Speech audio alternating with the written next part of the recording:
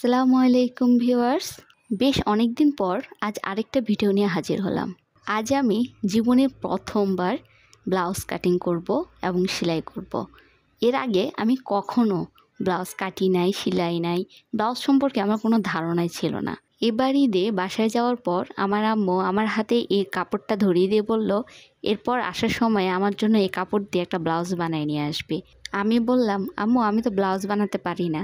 আমার আম্মু বলল, পারিস না তো কি হয়েছে, শিখে নে। এই ব্লাউজ বানানো শেখার জন্য আমাকে অনেক রকম ভিডিও দেখা লেগেছে। তবে অনেক ভিডিও দেখে আমি যে জিনিসটাই বুঝলাম যে ব্লাউজ অনেকভাবে কাটা যায়। তো আমার কাছে যেভাবে ব্লাউজ কাটিংটা সুবিধা মনে হয়েছে, সহজ মনে হয়েছে, আমি সেভাবেই ব্লাউজটা কাটিং করা শুরু করে দিয়েছি।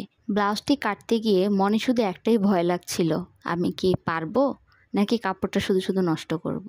ব্লাউজের মাপগুলো সত্যি একটু জটিল। আগে ভাবতাম ছোট্ট একটা ব্লাউজ সেলাতে দর্জিরা এত টাকা নেয় কেন। আজ নিজেই ব্লাউজ কাটতে গিয়ে তা বুঝলাম। একটা ব্লাউজ কাটতে অনেকগুলো মাপ নেওয়া লাগে, আর এই মাপের ভিতরে যদি একটু ভুল ত্রুটি হয় তাহলে পুরো ব্লাউজের কাটিংটাই নষ্ট হয়ে যাবে।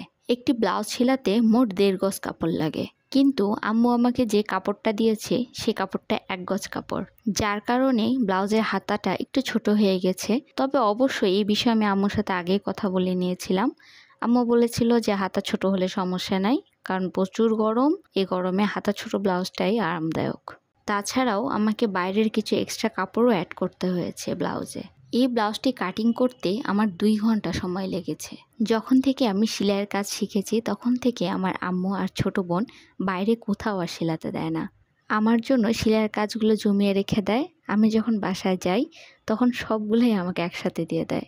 মূলত সেখান থেকে আমি আরও ভালোভাবে আস্তে আস্তে সেলাইয়ের কাজগুলো শিখতে থাকি। ঠিক যেমন আজকে ফার্স্ট আমার এই ব্লাউজ বানানো। যখন আমি ব্লাউজটা সেলাই করছিলাম তখন শুধু একটা কথাই ভাবছিলাম, ব্লাউজটা পরে আম্মু কমফোর্টেবল ফিল করবে কিনা, সঠিকভাবে এটি বানাতে পারবো কিনা। যতক্ষণ পর্যন্ত এই ব্লাউজটি পরে আম্মু আমাকে রিভিউ না দিবে ব্লাউজ সম্পর্কে, ততক্ষণ পর্যন্ত আসলে আমি নিজেও জানি না যে আমি এটা কেমন বানিয়েছি। আজকের ভিডিওটা সত্যি অনেক বড় হয়ে গেল। ধৈর্য সহকারে এতক্ষণ আমার ভিডিওটি দেখার জন্য অসংখ্য ধন্যবাদ। আমার ফার্স্ট ব্লাউজ বানানো আপনাদের কাছে কেমন লেগেছে তা অবশ্যই কমেন্ট করে জানাবেন। আল্লাহ তাআলা সকলকে সুস্থ রাখুক, ভালো রাখুক। আল্লাহ হাফেজ।